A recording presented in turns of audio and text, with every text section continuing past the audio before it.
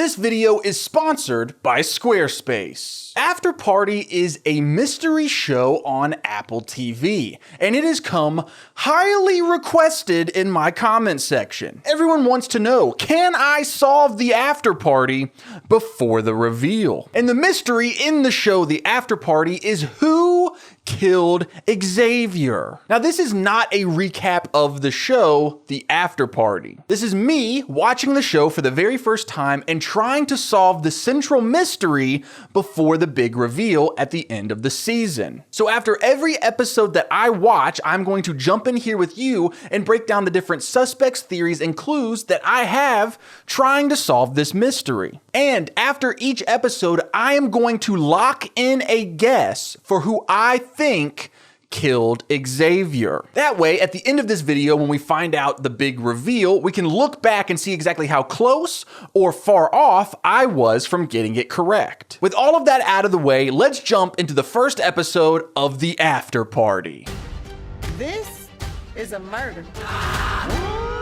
Before we jump into the Afterparty, I have to tell you about this video's sponsor, Squarespace. Having a website for your personal brand, business, or event is a must-have nowadays. And Squarespace's cutting-edge designs, SEO tools, and domains make it easier than ever. You can even start with Blueprint AI, Squarespace's AI-enhanced website builder, to get a fully custom website in just a few steps. Using basic information about your industry, goals, and personality to generate premium quality content and personalized design recommendations. And then, once published, you can get discovered fast with integrated Squarespace SEO tools. Every website is optimized to be indexed with meta descriptions, an auto-generated sitemap, and more. So you show up more often on search engines and bring in your ideal customers. Go to squarespace.com for a free trial, and when you're ready to make your first purchase of a domain or website, go to squarespace.com/chasebridges to save 10% off that first purchase. Thank you to Squarespace for sponsoring this video. Let's jump in to the Afterparty. Party people! Big ups to Hill Mount High. We started at the upper middle, and now we here. But for tonight, Mikasa...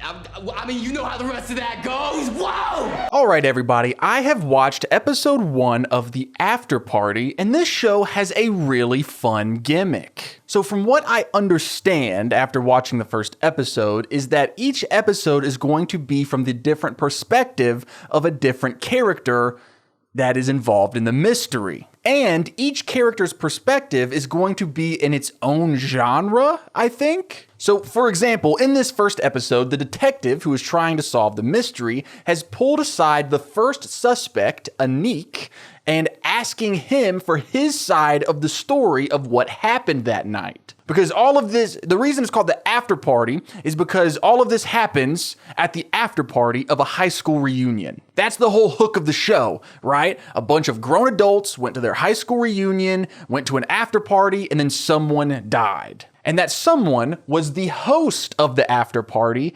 pop star and famous celebrity person, Xavier. He was classmates with them in high school before he got famous. He falls from his house, which is on like a cliff to a beach below, and dies. Was he pushed? Did he jump? That is what the main detective is trying to find out. So we have a room filled with former classmates, and everyone is hiding something. So the detective pulls Anik into a separate room and asks for his side of what happened that night, and he tells the story of the night through the lens of a romantic comedy. It's honestly a super sick way of doing a murder mystery, because it was like, I'm very excited to see what different genres of movies that we get. But as excited as I am, we have to get to work, because our job is to find out what happened to Xavier. When the detective and her partner first show up at the scene of the body on the beach down below the house, which is up there, they immediately notice a few things about the body. He's wearing a jacket, but with no t-shirt under it. His jacket that he has on is soaking wet. He smells like whiskey and ginger ale. There is shrimp scattered all around his body. And these aren't live shrimp fresh out of the ocean. No, these are cooked shrimp, like you would have in a shrimp cocktail. There is a blonde wig laying next to the dead body. Underneath his dead body is a hat. And this hat laying underneath the dead body is what causes Detective Tiffany Haddish, that's the actress's name, not the character name, but I mean, you know Tiffany Haddish. She says that the fact that the hat is underneath his body and not on top of his body means that it had to have been murder. Because if he had been wearing the hat and fallen off the balcony, the hat would have slowly fallen down and landed on top of the body. But the fact that the hat is under his body means that that hat fell before the body did. And her partner is like, that doesn't make any sense. Because what if he just like dropped the hat and then he was like leaning over the rail to be like, oh no, my hat. And then he stumbled and fell. And she's like, no, this is a murder because he also has been punched in the nose.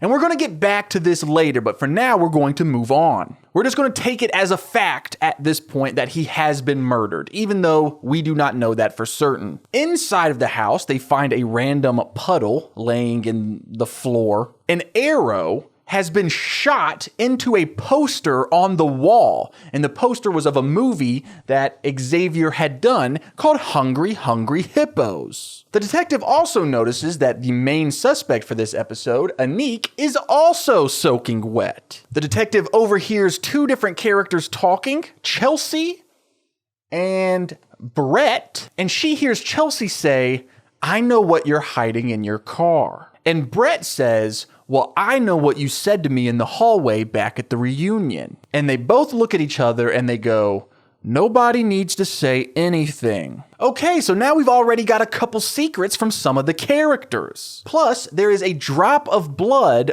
on the floor of the balcony. Now, this is probably from when Xavier got punched in the nose. But yes, that is all the clues that we have found so far in episode 1. That is quite a bit of clues, actually. But the majority of this episode is not about what she has observed from walking around the house in present time. A majority of information comes from Anique's telling of what happened that night. But before we get Anique's side of the story, the detective explains to everyone at the party her process. She's going to be speaking to each one by one, getting their recollection of the night's events, and then that will help her figure out who's lying and who did it.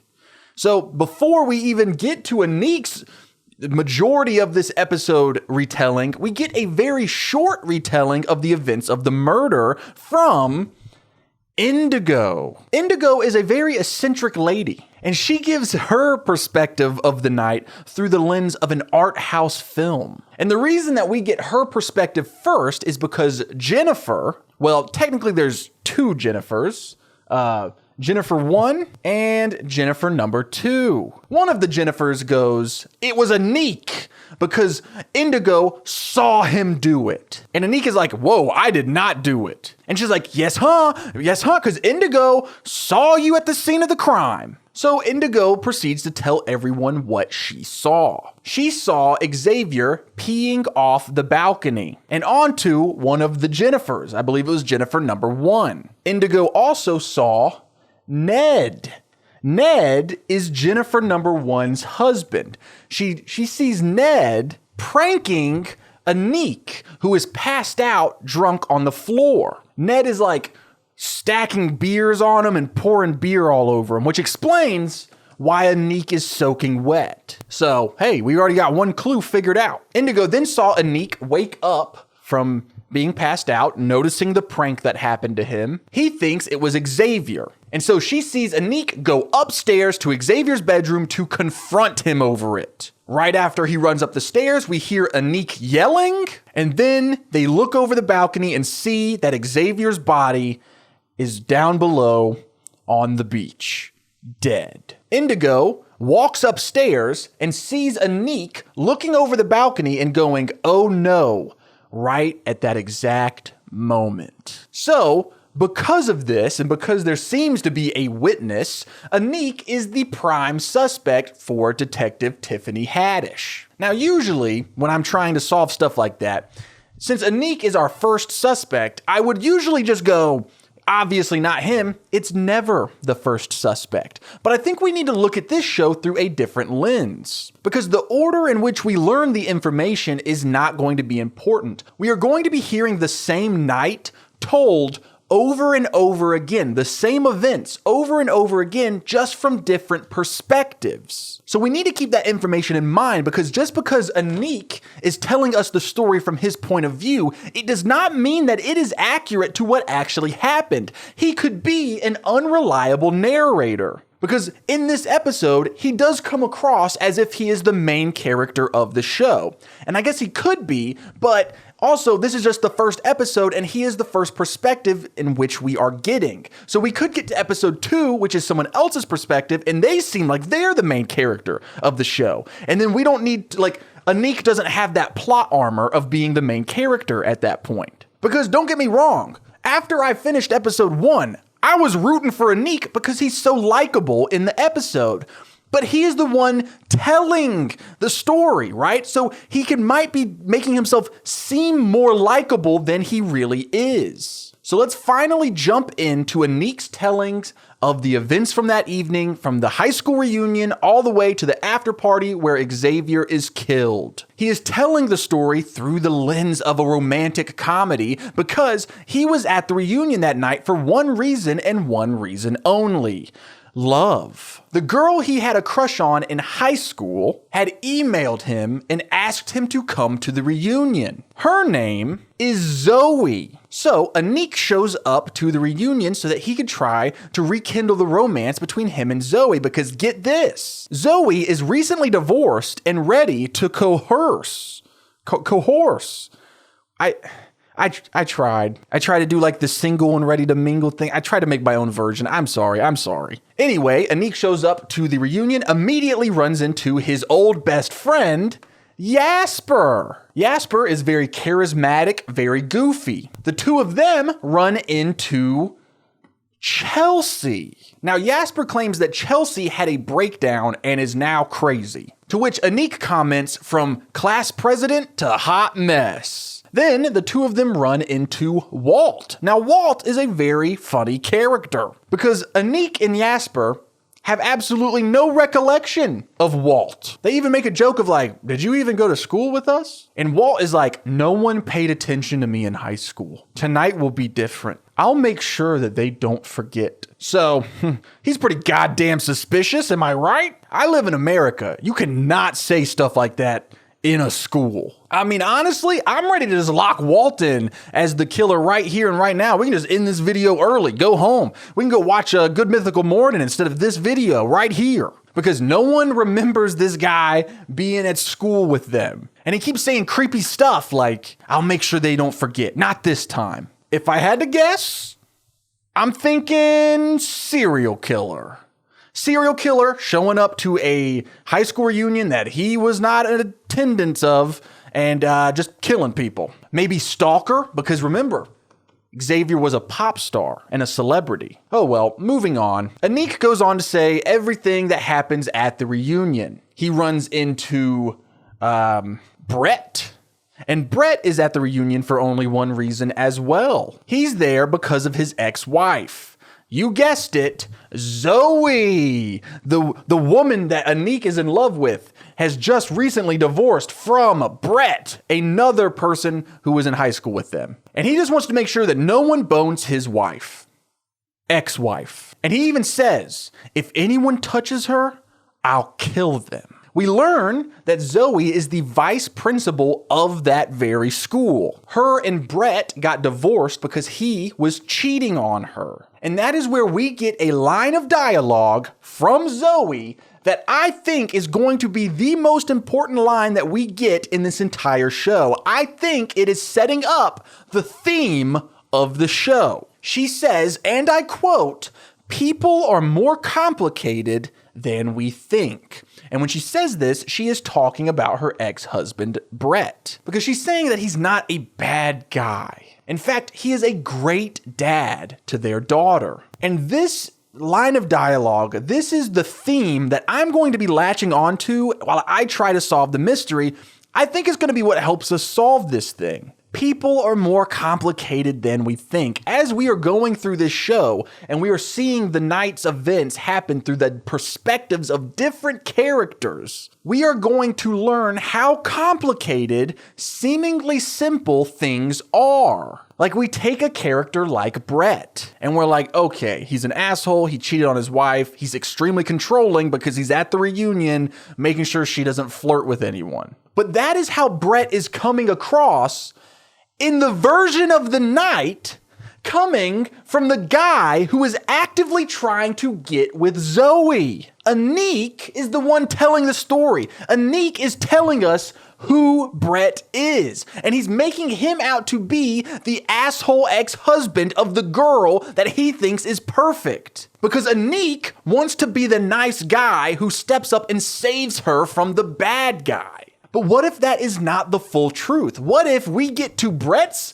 perspective of the evening and he isn't the bad guy at all? What if we see Brett's version of the night and we actually empathize with him more than we do Anik? You know, it could flip the script. We could be like, what? Brett's the hero, Anik's the asshole. So my plan to figure out who the killer is to disregard all of the different characters' point of view from the night's events. And I am only going to be looking at the objective facts, because we know for certain that there was a puddle on the floor. And we know for certain that someone poured beer on Anik. So there is nothing subjective about either of those moments. And another thing that I'm going to be looking for is a character that in every single version of events seems simple. Someone who does not seem extremely complicated in any of the different versions. Someone who's just kind of there. Because if every single person there sees one character as being simple, we know that everything is more complicated than it may seem. And that is probably the character that will come out and explain just how complicated they are and that they are the killer. I digress. Anik continues on with his recollection of the events of the evening. Chelsea is super drunk. And then Zoe and Brett's daughter shows up to the reunion. So Brett has to take her home. Meanwhile, Anik gets hit by Jasper's car because Jasper is headed for the after party. Chelsea, who is riding with Anik and Jasper to the after party, yells out to Brett, who is loading up his daughter in the car, Anik made out with Zoe. So now Brett is chasing them down in his car and he just keeps yelling, I'm gonna kill ya. Anik is drinking way too much. He was drinking back at the reunion. He takes a sip out of Chelsea's flask that she has in the car with them. I think that flask is probably laced with something or a little bit stronger than the average bear, if you catch my drift. Because not long after he takes a sip out of that flask, he is straight stumbling. At the after party, Brett finds Anik and pushes him over. This causes the shrimp on the table beside them to go flying over the balcony. So now we have an explanation for why there was shrimp around the body. After he pushes Anik over, Brett looks up and sees Xavier and Zoe talking pretty closely on the balcony of the bedroom. Brett runs up there, tells Xavier that they're going to fight, but we don't know what happens next because it's at this point that Anik passes out. While passed out, Ned is doing the beer pranks on his passed out body and like drawing Sharpie all over his face. I don't know if you can see it, but he's got like cat ears. Someone wrote nerd on his forehead.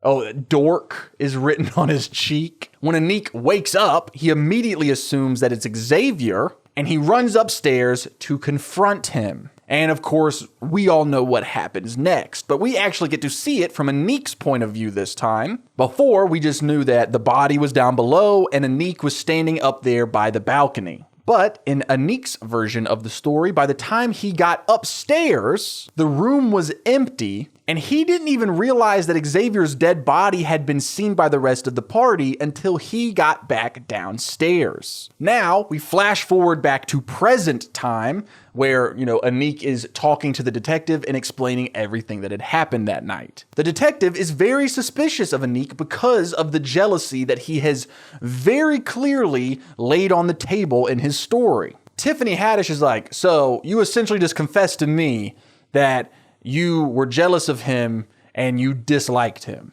Because, a majority of the things that had happened that night is Anik talking about how much him and Zoe are hitting it off, but Xavier was trying to steal Zoe away from him. And so Tiffany Haddish is like, you just confessed to me everything I need to know about killing a guy except for actually killing the guy. You said that you ran upstairs to confront him out of jealousy and rage. So Anik is obviously freaking out because he thinks he's about to go to jail for a crime that he did not commit. But Anik is not just some guy, okay? He designs escape rooms for a living. So he is going to solve the puzzle of this mystery to clear his own name. And his buddy Jasper is helping him out. Anik and Jasper find a piece of paper in the bathroom all ripped up. And a shred of it says, "This is payback for what you did to me." Now that is a clue. But he hides this clue, he being Anik, hides the clue that they found from the detective. Because they're going to try to solve it without her. Because Anik is pretty sure that she thinks it's him. And to be fair, she does think that it's him. But that is where the episode ends. So who are we going to lock in as our prediction for who killed Xavier? Well, I've got a lot of theories. Let's start with the one that I think is the most obvious explanation. And that is Brett killed him. We see Brett try to fight Xavier on the very balcony that he is later pushed off of because Xavier was trying to get with his ex-wife, an ex-wife that he is extremely controlling and protective of. We see Brett be extremely violent and possessive all night long in several different instances. And of course, he even said the sentence, "If anyone touches her, I will kill them." Now, obviously, I think that Brett is a clear red herring. A red herring being a storytelling device that mysteries will use to help misdirect you from the actual killer. They'll put someone extremely suspicious right in front of your face, so that way you're focused on them and not the rest of the suspects in the background, one of which actually did it. So the show is going,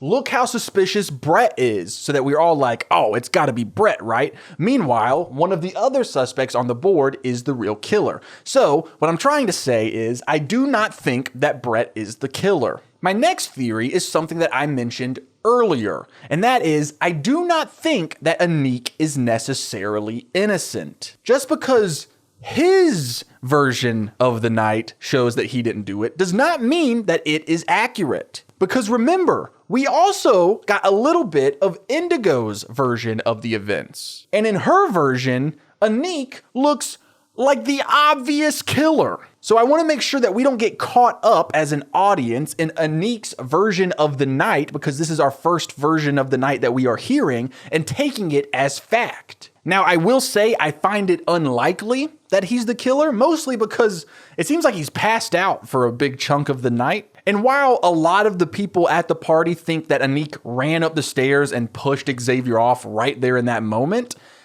I think the timing's a little off. I actually think that it's most likely that Xavier was already dead by the time Anik ran upstairs. But I don't know that for certain, so we cannot eliminate Anik as a suspect. But I will not be locking him in as my guess for this episode, I don't think. I think someone that we need to look into is, who in the blue fuck is Walt? It seems like no one knows him.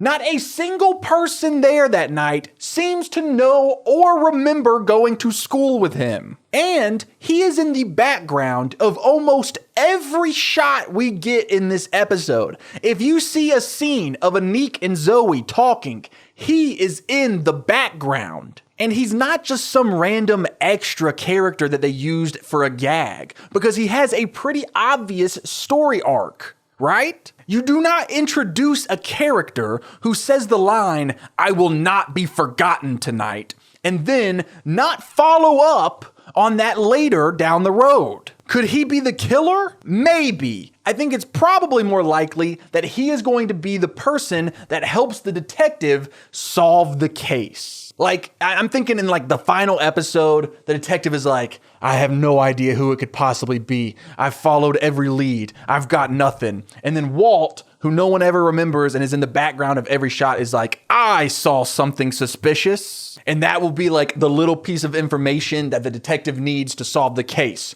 I think I've nailed that. So why don't we go ahead and timestamp that down in the comments? So that way, when I totally nail that prediction, we could all come back and be like, "Chase, you're such a genius. Chase, you're so awesome and smart. How do you do that?" However, if I do not get that right, please do not go back and make fun of me for it. We're all human. So who am I going to lock in as the killer? There's always Chelsea, that's for sure. Remember, she says that she knows Brett has hidden something in his car, which I'm sure will be a fun reveal that we get sooner rather than later. But Brett says that Chelsea said something to him in the hallway, which seemingly implicates her in the crime, right? Because why else would it come up? And then there is Jennifer number 1. She was obviously upset at Xavier because he was peeing off the balcony and peed on her. And so she was probably, excuse the pun, pissed off. Maybe she ran up there and just like pushed him off the balcony. Or she got her husband Ned to do it. He's the one that's been doing the pranking. I don't know. We really don't have enough information about those characters as of now. Or Indigo, who is just kind of a strange person. And also, like, we got her version of the night in like a quick 5-minute scene, whereas Anik got an entire episode worth of his story. So I wonder if that means that Indigo is not important, or if it means that Indigo will be very important later on. Now, that leads me to my final 2 theories. The first one being, what if Detective Tiffany Haddish is just a bad detective and she's bad at her job? What if she's on to nothing and her partner, who was like, "This could very well be an accident," was right? She is so insistent that this was a murder because the hat was under his body. But her partner was like, "That doesn't even make any sense." So, you know, what if that's the big reveal? No one killed Xavier. There is no murder here. But Chase, what about the note that Anik found in the bathroom that said, "This is revenge, this is payback for what you did to me"? Well, I'm thinking that like piece of paper with the threat on it probably isn't actually important to the murder. Like, it could be like maybe Jennifer number 1 was in the bathroom changing her clothes after getting peed on. And so maybe to get revenge, she peed all over his bathroom curtain and then was going to like write a note being like, "This is revenge for what you did to me." And then she realized how expensive the shower curtain was. And she's like, "Well, I don't want to get caught paying for this." So she ripped up the note and threw it away. So I think there being no murder at all, pretty solid theory. This dude Xavier is arrogant and cocky, and everyone seems to hate him, which means that they would all have a reason to kill him potentially, but it's also very likely he's just a drunk idiot and fell off his balcony. After all, the detectives did smell whiskey and ginger ale on his body. Now, my other theory that I have, and personally my favorite theory, is what if the killer is Zoe? In Anik's version of what happened tonight, Zoe is nothing less than an angel. But also, in this episode, we see Zoe kind of going along with Xavier's pursuit of her. His advances, if you will. What if Anik, because it's told through his point of view, has things slightly off? What if Zoe doesn't even like Anik at all? What if she was just trying to be polite while she's trying to hook up with the rich pop star? And Anik just has rose-tinted glasses about her, right? Like, Anik watched Zoe ditch him to go ride in Xavier's helicopter. But in Anique's version of the story, she seemed like she felt really bad about it and she wasn't even sure that was what's happening, and it was mostly Xavier's doing because Xavier is evil. But that's just Anique's point of view. What if Zoe was actually dying to get away from Anique and was very excited to get on that helicopter? And we've already mentioned this once, but in Anique's point of view, Brett is this terrible ex-husband. But what if the reality is Zoe's the one in the wrong? What if she's like a deadbeat mom and she's the one that has caused the relationship issues, and this guy, who is very clearly the bad guy, is more complicated than we think? That line of dialogue, the theme of the show. I'm assuming. I'm really latching onto it, so I hope it helps me. You know, we learn that Brett was cheating on her from her. She told Anique that. That does not mean that it is necessarily true. Maybe she has been cheating on him with Xavier this whole time or something. Now, before I keep calling Zoe a terrible person and accusing her, I want to make it very clear. It could not be the case. Like, I don't know. Like, I'm not looking at this guy who is obviously an asshole and being like, women are the problem. I'm just trying to play around with the format of this mystery, which is people are more complicated than we think, and we're seeing things through the point of views of different characters. And we're going to learn how that could be twisted from one character to another, right? Like in this episode, in the rom-com genre, from Anique's point of view, Zoe is perfect in every way. But what if she is more complicated than we think? I think she's the perfect suspect right now because why would we suspect her? Plus, there is a moment in this episode where Anique goes, she thinks I did it. And we get a shot of Zoe's face looking a little uncomfortable. Maybe she just knows some information that she's keeping secret and she feels weird about not sharing it. Maybe she knows that Brett did something, but she doesn't want to implicate the father of her child. Or maybe she's the one who did it. Now, I'm sure that we're going to be getting more information in the next episode, and I'm very excited to learn more as we get different point of views from all of the characters. Like, this could completely change in one episode. But for right now, I think a really good suspect is Zoe, because, I mean, Brett is trying to get back with her. Anique is trying to date her. Xavier is trying to date her, if you catch my drift, Playboy. She is a seemingly simple character that everyone loves. So, who better to be the killer? So, for episode 1 of the After Party, I'm locking in my prediction that Zoe killed Xavier. Now let's go watch episode 2 and see if all of this changes. How did this all go so wrong? I just watched episode 2 of the After Party, and guys, this episode is from Brett's perspective, and it's told like an action movie, which was pretty sick. I think the most important thing that we learned in this episode, however, is we are still following Anique to a certain extent in the present day. So while most of the episode is Brett telling his version of the night's events, we are getting scenes taking place in Xavier's house where the after party happened, where the detectives are going around and, talking with everybody. And in those scenes, we are seeing Anique as kind of our main character. And what was super fascinating about episode 2 of this show is that last episode we got Anique's point of view on the events of the evening, but tonight we get to see, for the first time, a different perspective of the same night. And I think that is where we are going to find the most success in trying to solve this thing. Finding out what doesn't line up in each of the different perspectives. In this version, we see Brett show up to the reunion. He's claiming to try and save his marriage. Turns out he has not signed the divorce papers officially. So while they are separated, they are not technically divorced.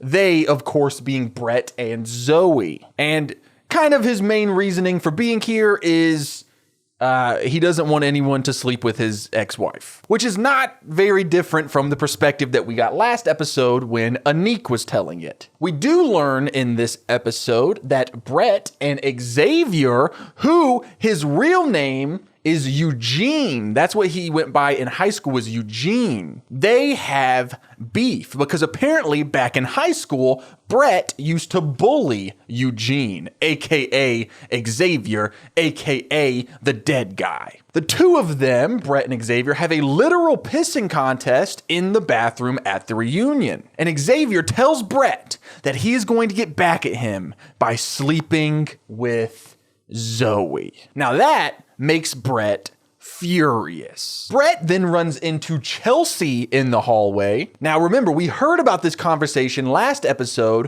where Brett tells Chelsea that he won't tell the police what she said to him in the hallway. And what she said in the hallway is, and I quote, "I have plans for Xavier. Soon, everyone will find out the truth." Apparently, Xavier did something to Chelsea in the past, which she is now planning to get revenge on. This sets up Chelsea as the next prime suspect in the eyes of the detectives and as a majority of the audience. Not necessarily us, though, because we're smarter. We also get an answer to a question from last episode, which is, what is Brett hiding in his car?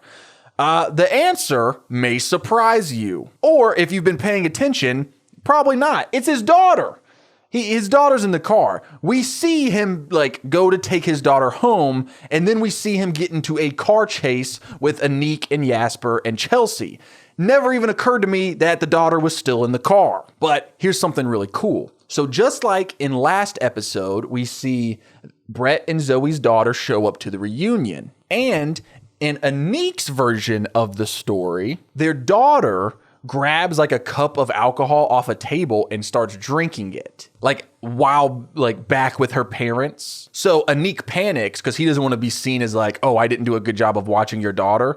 So he grabs the cup. He's like, oh, you got my juice. This is my juice. And then he slams it and he's like, oh, it's juice. And so, Aniq is like, whew, thank God. They don't know that their daughter just had alcohol on my watch. Classic shenanigans. It didn't seem like that important of a moment. However, when Brett is telling the same section of the story from his perspective, there is no cup. The daughter isn't drinking a cup when she walks up to the two of them. Aniq doesn't grab the cup from his daughter and chug it. None of that happens, which is weird, right? Does that mean that it was just such a little thing and Brett had other things on his mind that he didn't even notice? So as he's retelling the story, he totally forgets to mention it? Or is this our first clue that Aniq's version of the story that he told is skewed? Is Aniq an unreliable narrator? Because it's one thing to leave things out, but why would you be adding seemingly unnecessary things? I don't know, but it is something to keep an eye on. Speaking of Brett's point of view, we get to see his version of the car chase. In Aniq's version of the car chase, Brett was chasing him down and threatening to kill him because he tried to kiss Zoe. But in Brett's version, Aniq accidentally still had his daughter's stuffed koala in his pocket from when he was playing with her earlier. And so their daughter is like, I can't sleep without my koala, Daddy, I need my koala. So the epic chase scene was actually Brett trying to track down Aniq on the road so that he could get the stuffed koala back from him so that he could get it to his daughter and get her home so that she can go to sleep. And while Aniq said that Brett was yelling, I'll kill all of ya, at them because they stopped at a red light at one point. And he's like, I'll kill all of you. I'll kill all of you. Turns out he was actually saying the koala, or at least that is what Brett says. That is what he claims. I kind of believe him because at this point, Aniq was pretty wasted and he was so terrified, he might have just heard a koala, and think he's saying, I'll kill all you. I'll kill all you. It's pretty similar, right? Brett ends up having to go to the reunion, even though he specifically promised Zoe that he would not, Sorry, not the reunion, the after party. He promised he wouldn't go to the after party, but now he has to get back his daughter's koala. His daughter is still in the car. But in order for Brett to get into the after party, he has to have an epic fight scene with the bouncer. Now, I will be very surprised if this is true, but it was very fun to watch. He just like beats up this bouncer while his daughter is cheering him on from the car. He gets inside, he gets the koala from Anik and pushes him over. That is why in Anik's version, Brett walks up, pushes him over. Same thing happens in this version, except it's because he's grabbing the koala. We get the moment where he looks up and sees Zoe with Xavier, gets upset and runs up to confront her. However, in Brett's version, it was actually Zoe who saw him, and he was panicking because he promised her that he wasn't going to come to the after party. So he runs up there to confront not Xavier, but his ex-wife Zoe and explain he's not supposed to be here. He knows there's a good reason. But there is an argument that takes place between Brett and Xavier while he is up there. And Brett actually grabs Xavier's hat and throws it off the balcony. Now that explains to us the big mystery from the first episode, which was why was the hat underneath Xavier's body? Now we know the answer. So we'll get to Detective Tiffany Haddish later. Brett throws the hat off the balcony and then walks away. He doesn't even punch him in the nose like how I thought he was going to. So we don't know who punched Xavier in the nose yet.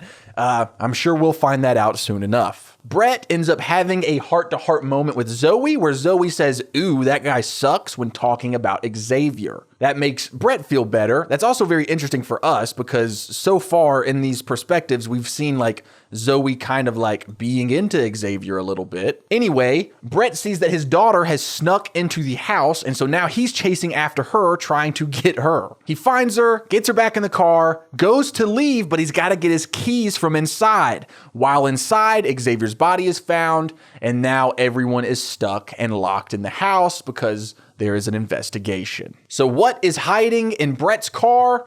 His sleeping daughter. So what does this mean for our theories and suspects? Well, just like I predicted, now that we have seen Brett's version of the events, he's not a major suspect like how we thought he could be. In fact, Brett doesn't seem guilty at all. And this is really fascinating because it's not just us, the audience, that realizes this.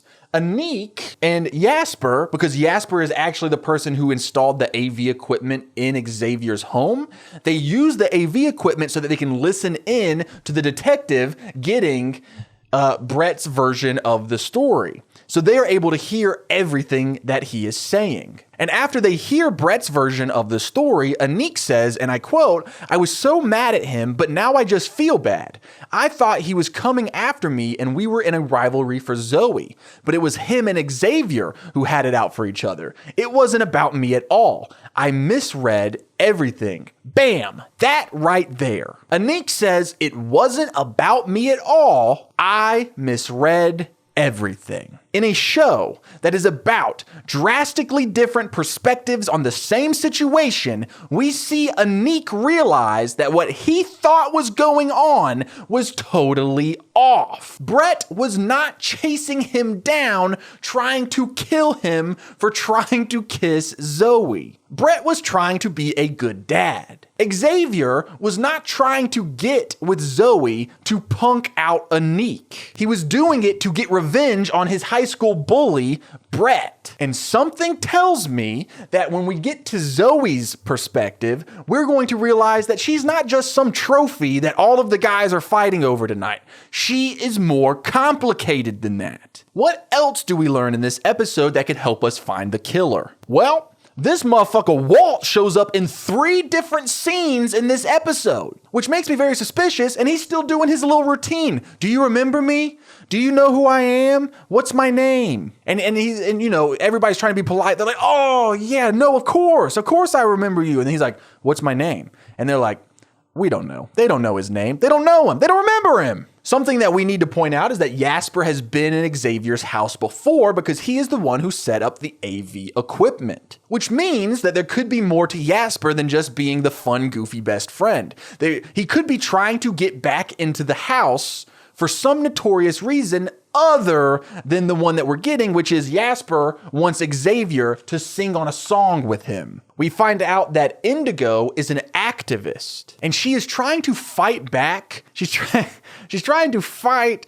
humans drinking milk of other animals, and so she makes cheese from human breast milk. We get a moment in this episode where Brett sees Chelsea flirting with Xavier, and Xavier's like, "Oh yeah, what are you gonna do to me?"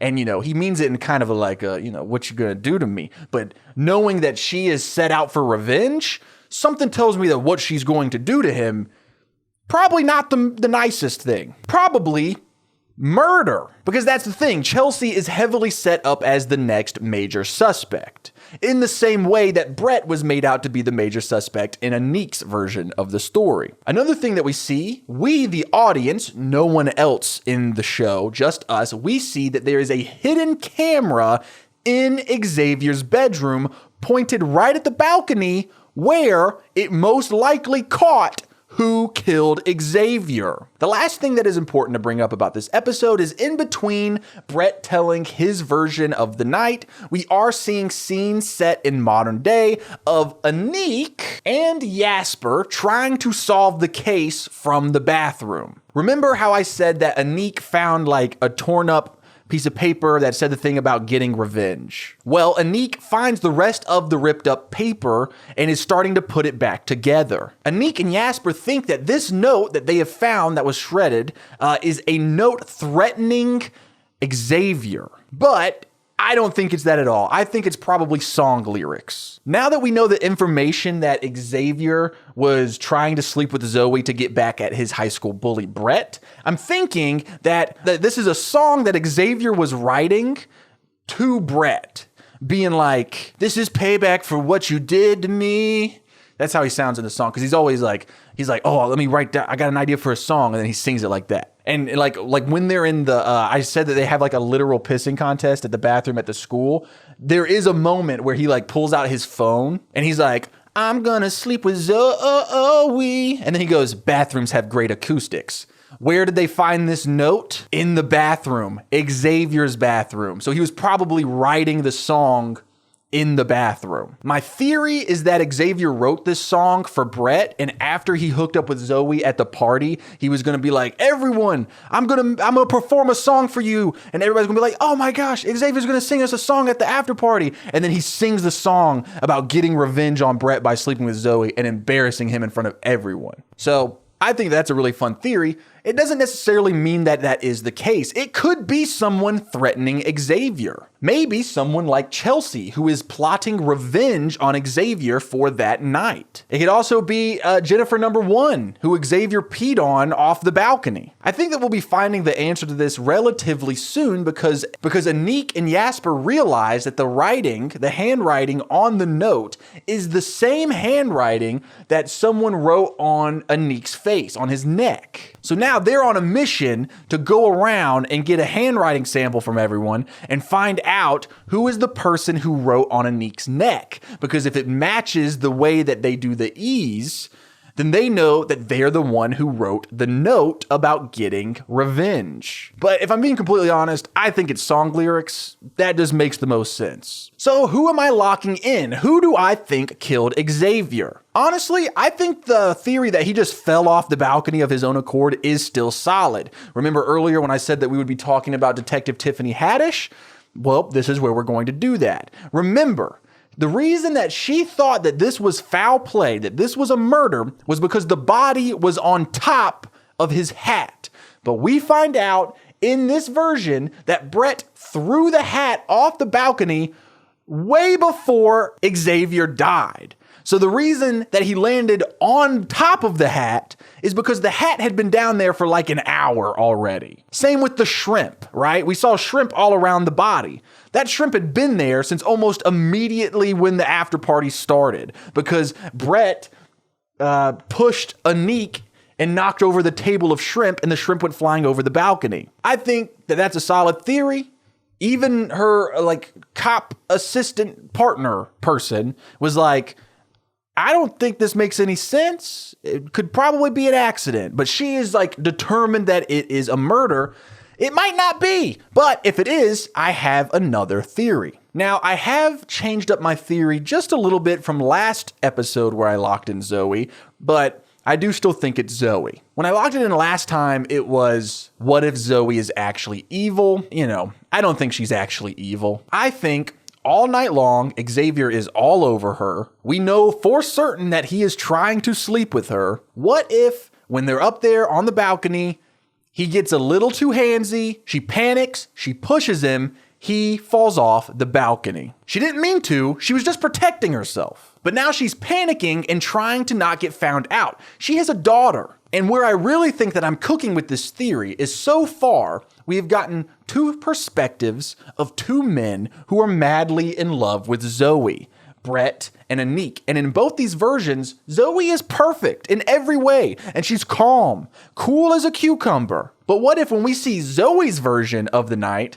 she's not cool at all. She's not calm whatsoever. She's panicking. But because these guys are blinded by their love, they think nothing's wrong with her. There's nothing more complicated than her being perfect. She's having conversations with them, and she's obviously visibly panicking, but they're just like, isn't she beautiful? So I think this is a solid theory. That's what I'm locking in, because we know from certain now, from seeing two different point of views, Xavier, kind of a piece of shit. We know that he was actively trying to sleep with Zoe out of revenge, which is weird. So it wouldn't be out of the question that he might like try to hurt Zoe, or at least just come on too strong and scare her. So she pushes him. He accidentally falls to his death.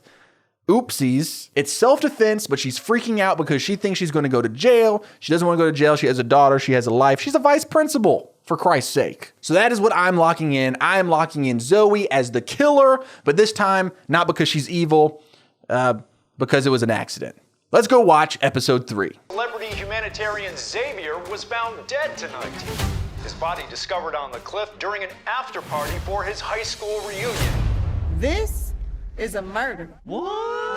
I just watched episode 3, and this is probably my favorite episode yet. This episode, we are seeing the events of the night from Jasper's perspective. I can kind of do that thing that you see in the movies and the TV shows where you can like use the sunlight to burn a hole in it. Wouldn't that be cool? I like set it up and accidentally burn a hole through the person who actually did it. That'd be pretty sick, right? Anyway, the events of this episode are being told from Jasper's point of view, and it is a musical episode. It was a ton of fun, dude. And what's really interesting is we don't get a ton of details about the night because Jasper is so caught up in his pursuit to get Xavier to bless his track and help make him a star that he wasn't really paying attention to anything else. But to be fair, we do learn a few things that help us differentiate from the previous two perspectives that we have seen so far, which helps us figure out what stuff was exaggerated, what stuff was left out, or interpreted differently. The biggest thing is that this point of view made Xavier actually kind of likable. There's a scene where Jasper and Xavier catch up at the reunion, and we find out that they were really great friends back in high school. In fact, they were in a ska band together. And we actually learn how impactful Jasper was on Xavier's music career. He was actually the one who told Eugene to go by his middle name, Xavier. And you know, they have this great moment of catching up, and then after, Jasper asks Xavier if he will bless his track, you know, feature on a song with him. And Xavier looks devastated that he had this like connection with an old friend and then he just wanted something from him, just like how everyone else just wants something from him. And this is the first time where I'm like, oh, Xavier is a person. I did feel bad for him, right? In the previous two perspectives, we were seeing Xavier through the lens of two people who saw him as the ultimate enemy because he was trying to sleep with the love of their life. But this is the first time that we get it from someone else's perspective that's not caught up in this romance stuff with Zoe. And Xavier actually comes across as a very insecure guy who is famous and just wants a decent human connection. And, but everybody always wants something from him. Here's a few rapid fire things that we get from Jasper's perspective. We see Chelsea talking to Jasper about getting revenge on Xavier for what happened at the St. Patrick's Day party. And she mumbles something about he's going to be sorry. This comes up again later because Jasper runs into Chelsea again, and Chelsea's like, I'm just going home. My plan's not going to work out tonight. And Jasper gives her a motivational speech about how it is going to work out. Anything is possible. You can do it. Go for it. And it strongly implies that he just motivated her to keep trying to kill Xavier. And Chelsea is like, you're right, I will. And we see Chelsea take Xavier up to his bedroom. So once again, she is looking pretty suspicious. Now, what's really important about this as well is we now have a timeline of Xavier's death thanks to some texts from Jasper. There is a 10-minute window where he is killed, and Chelsea is the last person to be seen with him in that window. A really funny thing that we get from Jasper's perspective is just how drunk Anik really was that night. In episode 1, which was from Anik's point of view, we see him take some flaming jello shots at the after party. Well, from Jasper's point of view, who was stone cold sober, those were not flaming jello shots that Anik took. It was candles. He was drinking candles. That is very funny. Another thing from Jasper's point of view is Zoe at one point is running through the room and goes, all for one and fuck them all. And she's yelling. And this is a very different version of Zoe than we have seen previously. This is not the calm, put together, perfect Zoe. No, this Zoe seems wild. And I think that this moment adds a lot of credibility to the theory that I have locked in for the previous 2 episodes, as well as another thing that happens, which we will talk about in a minute. Back to Jasper's point of view, he gets a text from Xavier saying, meet me in the studio where I will bless your track. There's a work in progress track on my computer that would be perfect. You inspired it. So we see Jasper in the studio and he's listening to the work in progress track and he is hype because this track is actually based on a philosophy that Jasper came up with when they were in their band in high school. In fact, the name of the song is a direct quote from Jasper's philosophy. His philosophy is that all songs have 4 major categories. They're either I love you or I hate you, but I secretly love you, I'm so great or my hometown is so great, everyone listen up, this is important, and how great is this party? This work in progress track is called How Great Is This Party? Now, usually I wouldn't even bring up a moment like this because it just, on the surface seems like Jasper's having a great time. However, it does seem strange that Jasper has had a pretty strong impact on Xavier's music career. And this episode is actually the first episode we've seen so far, which actually made me suspect the person whose point of view it was at all. Usually I watch the episodes and you learn from their point of view and you're like, oh, I don't suspect them now that I've seen it through their eyes, but Jasper kind of comes across suspicious. The whole episode is about how this is Jasper's second shot. He's always wanted to be a big successful musician. It didn't work out, but now it will, all thanks to Xavier blessing his track. Now, I think pretty obviously Jasper is not the killer because if Jasper really needs Xavier to do a song with him in order for him to get his career going, he can't do that if he's dead. Especially since Xavier sent the text saying, hey, meet me in the studio in 10 minutes. I will bless your track. Now, Jasper takes this as yeah, my boy Xavier wants to bless my track. I took it as, and I believe most of the audience took it as, Xavier is kind of defeated. He just wants a human connection, and his old friend from high school just wants something from him. So he very reluctantly goes, yeah, dude, I'll bless your track, sure. But, I would be lying if I didn't for a second be like, maybe I should lock in Jasper because, the motive is strong, whereas the other motives aren't as strong, where it's like, Jasper's whole life, he wanted to be a big musician. He wanted his one shot. He didn't get it, but Xavier did. And they were in a band together. He's the one that told him to go by Xavier. And then, he kind of left Jasper behind. So I was like, that's a strong motive, but realistically, it makes no sense for you to kill the guy that's going to help get your career started. Your big second shot at a career. And I mean, there was some kind of suspicious things. So like in Jasper's perspective, when he's telling the story, he sends one text when he gets to the after party, yo, you DTB down to bless. And some time goes by and then Xavier goes, yeah, meet you in the studio in 10 minutes or whatever. However, when Jasper hands the phone to the detective, we actually see that Jasper was spamming Xavier all night. Hey, you want to bless the track? Hey, how about we bless the track now? How about now? Like you saw, he had sent a bunch of texts. So again, it adds some credibility to my thought process that Xavier was just like, fine, I'll bless the track. Like he kind of just felt bad. I feel really bad for Xavier after this episode, which is insane because in the previous two, I was like, this guy's the devil. But that's the whole theme of the show, right? People are more complicated than they seem. So yeah, I'm not going to be locking in Jasper for those reasons. And also there's one more major reason I'm almost positive it's not Jasper. Jasper knows about the hidden camera in Xavier's bedroom. And he tells Anik about it. He's like, dude, there's a hidden camera in there. It would have definitely seen who killed him. I can prove you didn't do it. And so they take the detectives and they show them the security footage room. And then the detectives mess up. They're in there. Jasper's trying to help them. He's like, hey, I set it up. I can help you. They're being stubborn. They delete everything. So one, this is another kind of like, hey, maybe these detectives suck and there wasn't actually a murder at all. They just are not good at their jobs. Or two, if Jasper was the killer, then he probably wouldn't be telling everyone, including the detectives, hey, there's hidden security footage of the room. It definitely would have captured who killed him.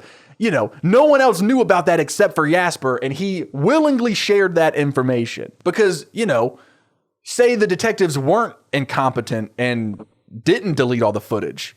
If it was Jasper, he would have gotten caught right then and there. So, not locking in Jasper. Another interesting thing that happened in this episode is Jennifer number 2 is missing. Did she run away? Was she a second victim? We don't know yet. We also find out something about Chelsea. We find out that Chelsea's flask that we saw Anik take a sip of in the car on the way to the after party, that flask was found right beside Xavier's dead body. Now, she is very obviously the detective's next main suspect because of the flask being found beside the body and how 3 different people have talked about how they heard her say that she was plotting to get revenge on Xavier tonight. Obviously, that makes her way too obvious a suspect for us to lock her in, but we will see. Which leads me to the 2 suspects that I feel strongly about. Number 1 is Walt. I know. Chase, what is your obsession with this guy?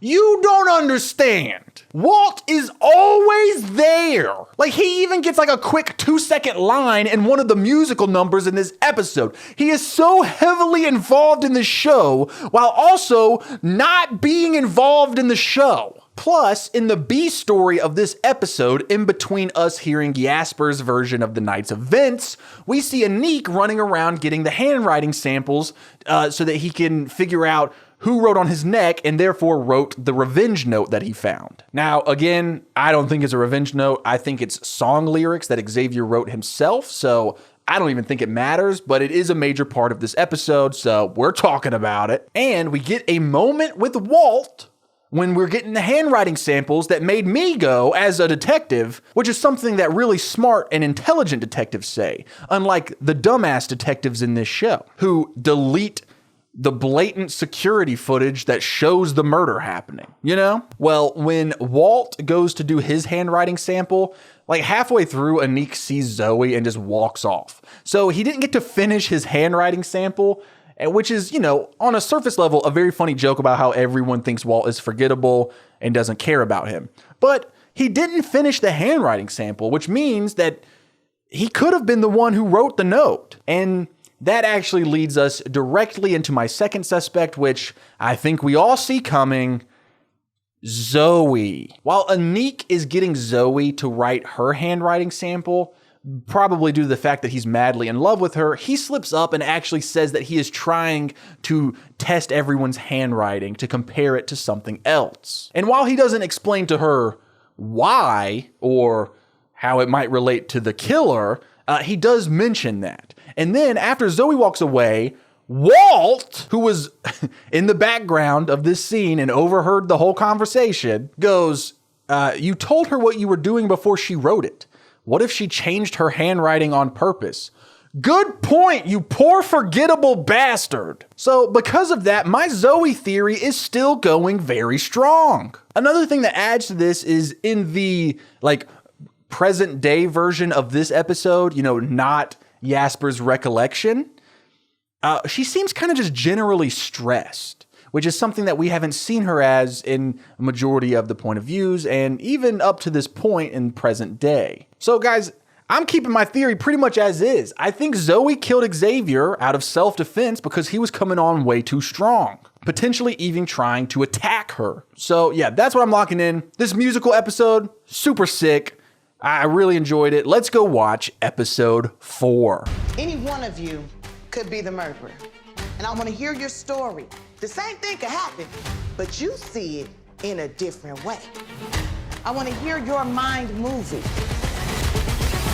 Episode 4 of The Afterparty is a psychological thriller from the point of view of Chelsea. This one was super cool, and we get some major answers to why Chelsea wants revenge. The whole episode is just Chelsea talking about why she wants revenge on Xavier, because apparently Xavier ruined her life at a St. Patrick's Day party senior year. And apparently whatever happened at this St. Patrick's Day party, which we don't know yet, but whatever it is, caused her to go on a downward spiral that eventually ruined her life. We also find out in this episode that something happened to Anik at that St. Patrick's Day party.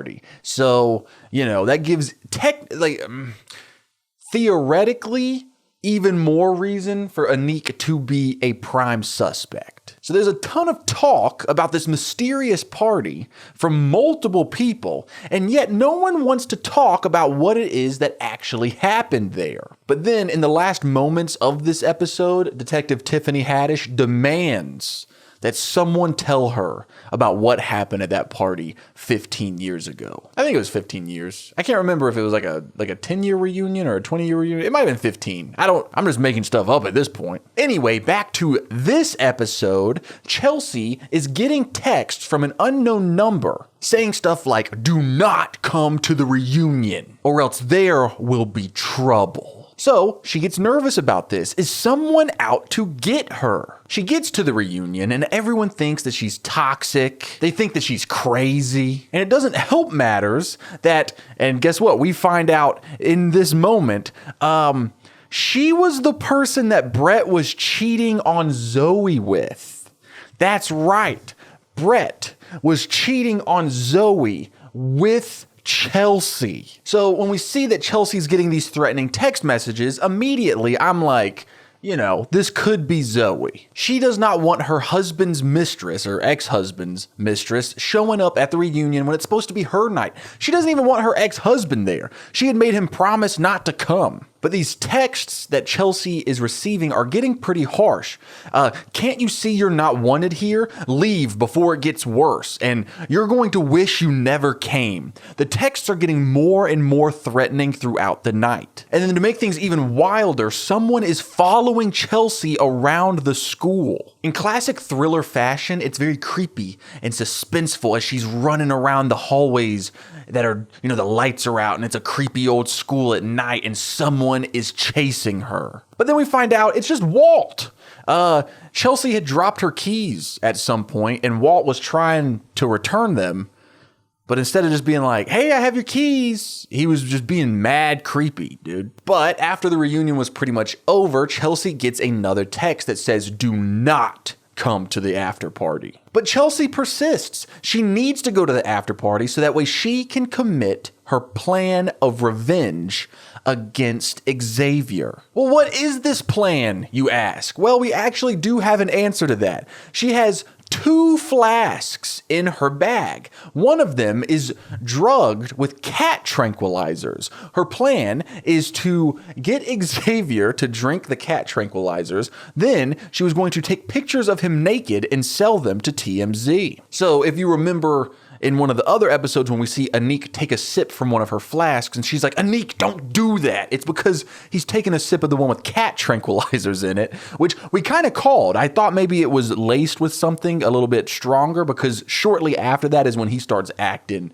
wild. We once again see Chelsea get her motivational speech from Jasper saying, follow your dreams, you can do it. So she's like, you know what, you're right. I'm going to do my revenge plan on Xavier. She goes up to his bedroom with him. She hands him the flask. It's all going according to plan, and then she can't do it. Her conscience gets the better of her, and she just, she tells him like, hey, that's got cat tranquilizers in it. Don't do that. Then they kind of have a little bit of closure, right? Chelsea talks to Xavier, gets him to admit that he's an asshole, that he was in the wrong, and it seems like she does feel a little bit better. She leaves the bedroom while Xavier is dumping out the ginger ale and whiskey plus cat tranquilizers over the balcony, which answers another question because the body was soaking wet and it smelled like ginger ale and whiskey. It's because he had poured the flask out over the balcony onto the ground where he later fell on top of. Just like the shrimp,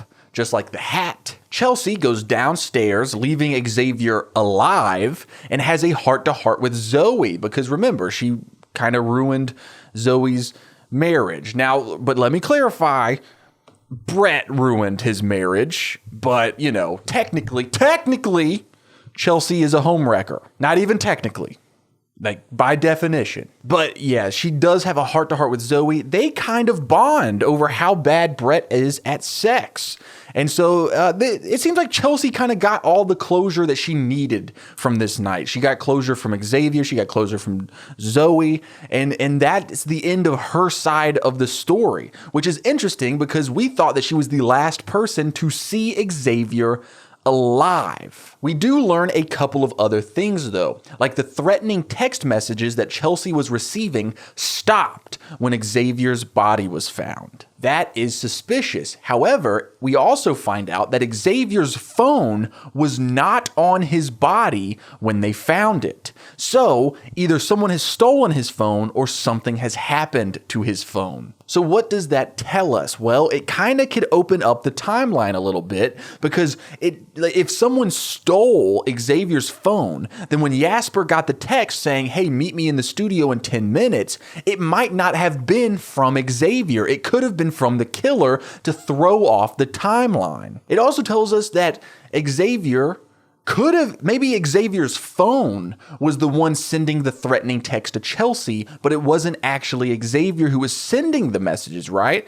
Now, we don't know because it's an unknown number. The threatening text could have something entirely different because, what if, I don't even know. Because maybe Xavier was sending the threatening texts, but then his phone got stolen at a certain point when the killer killed him, right? I think I might be getting caught up in a super not important clue. One thing that I thought was very interesting is that we don't see anything about a blonde wig in this version of the story, which is interesting because we haven't seen anything about the blonde wig in any of the other parts of the story either. But there was a blonde wig beside his body when they found it. So where does that come into play? We get an answer to one of the other mysteries, which is, remember, there was an arrow shot into the poster of Xavier on the wall. Well, we see the arrow being shot in this version of the events. This is the first time that we've seen the arrow. Chelsea sees the arrow coming at her. She gets out of the way. She thinks someone was trying to kill her. My guess is that it was accidentally shot at Chelsea, or perhaps it was aiming for Xavier, but missed and almost hit Chelsea. However, another interesting kind of observation is that the arrow does pierce Xavier's face on the poster, right? Maybe someone who we know is hopped up on cat tranquilizers and a lot of alcohol, saw the poster, thought it was actually Xavier, and shot it. That implicates that Aniq might still be a main suspect. I think it's probably more likely that the arrow was an accident. Like maybe my boy Walt over here was playing with a movie prop and it just like went off. And he was like, oops, and then ran away. So who am I locking in for my pick as the killer for this episode? I believe Chelsea when she says that she had that talk with Xavier and then went downstairs, had that talk with Zoe, and she was not actually the last person to see him alive. However, we could potentially find out that that is not the case, because if we ever get Zoe's point of view and she says that she does not have that conversation with Chelsea, then it opens things back up, right? But for right now, I think it's way too obvious for it to be Chelsea, because every single person's point of view has pointed her out as a major suspicious character, a MSC, if you will. I coined that, I trademarked it. Don't use it. Do not use it. I own that phrase. Another thing that this point of view makes me feel even better about my Zoe pick, because what if Zoe was the one sending those threatening text messages to Chelsea? That would show a little bit how much more unhinged she actually is. Her ex-husband's mistress is going to be there all night long. She's getting upset. She's getting frustrated. She's sending her text telling her not to come. We have seen Zoe send messages to invite someone to the reunion. Remember, Zoe sent Aniq an email being like, hey, I really hope you come to the reunion. That could have been like a little hint of like, hey, Zoe communicates. There's another small Zoe moment in this episode that I think makes her look suspicious. Last episode, when Aniq was searching for the handwriting of the person who wrote on his neck, we've been over this. When he's talking to Zoe, Zoe makes kind of a flirty joke saying, I never said I didn't write anything on you. And then Aniq looks down and he sees on his hand is written, I'm so sorry. And he kind of smiles like he's like, oh, that was sweet that she wrote that on my hand. But in this point of view, we actually see that it was Chelsea who wrote the I'm sorry on his hand, which means that Zoe must have done one of the other various markings on his face, like nerd or the cat ears or the dork, which would show that she's a little bit more of a bully or a little bit more wild or unhinged than she has been presented to us. Maybe she is even the person who wrote the thing on his neck that would copy the handwriting on the threatening note that I think is just song lyrics. I feel really great about my Zoe pick. I know it's the only thing that I have locked in so far, but I feel like I kind of nailed it. And something really serious is going to happen to make me switch gears. So I am locking in Zoe for episode 4. Let's go watch episode 5. See your hair? It looks like she made out with a tornado. It's just Jewish hair. So much volume. My goal is to find out who killed Xavier. Now, you all went to your high school reunion for what? Second chances at life? Love? Something else? I would just love it if you could just skip to the part where the murder happened. I'm telling you a story here. I'm building character arcs, dynamics. Episode 5 is a high school movie from the perspective of Walt. So this is like your classic John Hughes high school movie. And honestly, man, I feel terrible for Walt after this episode. You poor, poor man.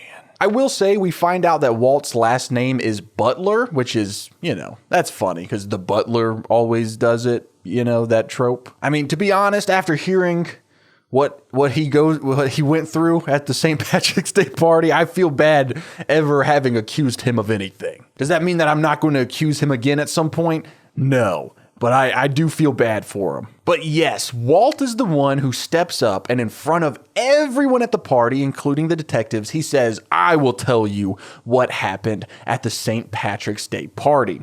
And this is exciting because guess what, guys? The party happened at his house. And we get to see a pretty unbiased depiction of all of the characters that we have met, which is super interesting because we get to see how they were in high school. This whole story takes place their senior year of high school. Anik was not a loser, like whatsoever. People seemed to really like Anik, and he, in fact, was the one that kind of did some bullying. We also know that he had got accepted into Stanford for a scholarship. He had worked really hard. He's a really smart guy. He worked extremely hard. He got a scholarship, and now he's going to Stanford. So his high school career seemingly pretty successful. But everything that we have like kind of gotten to know about him in current day is like, oh, he must have always been a loser. Like also like him and Zoe really hit it off in high school. It wasn't the kind of thing where he had like a crush on the popular girl and she didn't know he existed. It really seemed like she was ready to jump into a relationship with him. Even Jasper, who you kind of see as like the iconic, like I thought they were like the nerdy best friends back in high school. People like Jasper. The only person that we see that is bullied and picked on is Xavier, or Eugene, as he was called back then. Everyone thinks this guy's a loser. He pulls up to the school in this nice fancy car that his dad bought him. His dad's rich, and he's trying to impress everyone. He's bumping music. He's revving the engine. He's like, ha ha ha ha. Everyone's just like, God, Eugene is a loser. We see him go through some pretty devastating stuff. Like he starts going by Xavier. No one cares. Jasper like breaks up with him, ending their band because he bleached his hair blonde. And Jasper's like, man, you're going too pop, dude. We're a ska band. Pop is a trend. Ska is forever. And so it's pretty weird because it's like out of the two of them, Xavier was the loser out of the two, which is interesting because he goes on to be the superstar. This whole episode, I feel terrible for Xavier, much like Walt, but we'll get to that, except for the ending. The ending makes me feel, I won't say happy that Xavier's dead, but it definitely makes me feel less empathy for him. Let's just put it that way. It's the St. Patrick's Day party, senior year, and this is the night that everything that will go on to impact all of these characters for the rest of their lives happens, all at this one party. It's crazy. This is the night that Zoe and Brett fall in love. They go on to get married and have a child. This is the night that Ned and Jennifer #1 fall in love. They get married and have a child. This is the night that Anik loses everything. This is the night that Eugene becomes Xavier. This is the night that ruins Chelsea's life. So where do we even begin? I guess we should start with Anik. He is supposed to be meeting Zoe at the party, kind of like as a date. He's running a little bit behind because he's busy making a mix CD for her full of all the songs that would tell her how he really feels, and he just doesn't have the words to say. But by the time that Anik gets to the party, Jasper had just broken up with Xavier, their band. And while Jasper is breaking up the band to Xavier, he says, Anik was right. We're just too different, Eugene. Because, hey, I want to make this extremely clear. Anik was a dick to Eugene, or Xavier. And so when Xavier hears that Anik had something to do with his band getting broken up, he is furious. He kind of snaps. And it probably has something to do with the fact that Xavier, whose father went to Stanford, Xavier got waitlisted. He did not get accepted to the university of his dreams. And yet, Anik,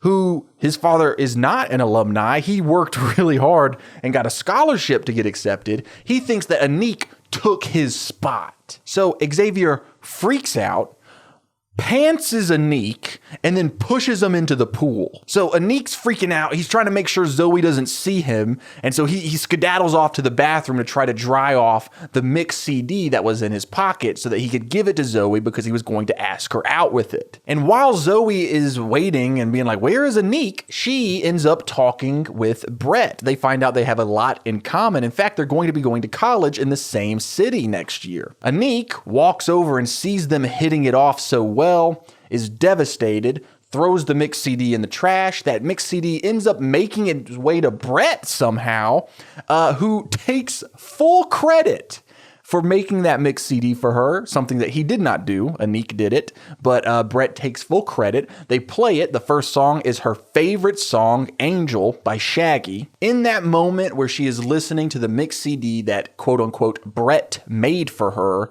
she falls in love with Brett. Anique is devastated. Anique blames Xavier because if he hadn't have pantsed him and pushed him into the pool, then that would have never happened. She wouldn't have ended up with Brett, and she would have ended up with Anique. And so when Xavier walks up to Anique and rubs it into his face that Brett and Zoe are making out on the couch, Anique absolutely snaps. He grabs a baseball bat and just starts destroying Xavier's new fancy car that his dad bought him. Then they start fighting. The cops show up and they look to Xavier and they're like, Xavier, well, Eugene, do you want to press charges on this guy?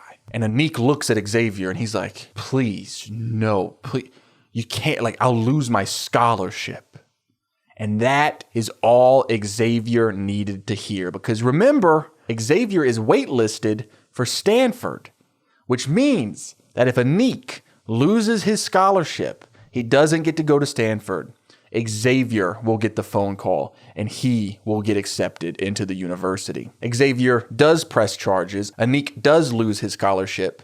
And now, you know, his life's ruined. Anique goes on to design escape rooms for a living. Not that there's anything wrong with that. I don't know if anyone watching this designs escape rooms for a living.